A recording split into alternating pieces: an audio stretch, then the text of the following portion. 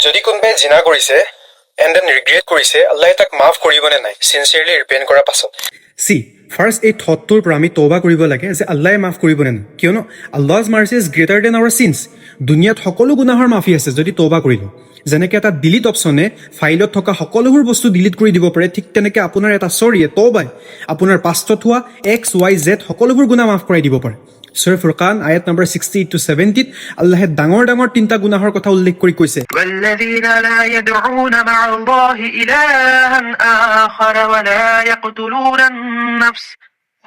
يقتلون النفس التي حرم الله إلا بالحق ولا يزنون ومن يفعل ذلك يلقى أثاما।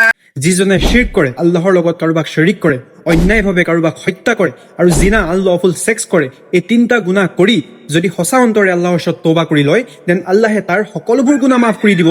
মাফ কৰাৰ উপৰিও সকলোবোৰ গুনাহ নেকিৰ দ্বাৰা পৰিৱৰ্তন কৰি দিব। তেতিয়ালৈকে মাফ হ'ব যেতিয়ালৈকে গৰগৰা নাই। যেতিয়া ওপৰত গুচি যাব তেতিয়া আপোনাৰ টাইম শেষ। যেতিয়া কোৰাণত জিনাৰ কথা আহিলে আল্লাহে এইটো কোৱা নাই যে জিনা নকৰিবা, বলকি আল্লাহে এইটো ক'লে জিনাৰ ওচৰতো নাযাবা। এনেকুৱা গুনাহৰ পৰা আমাক সকলোকে বাচিবৰ কাৰণে তৌফিক দিয়ক। জাযাকাল্লাহু।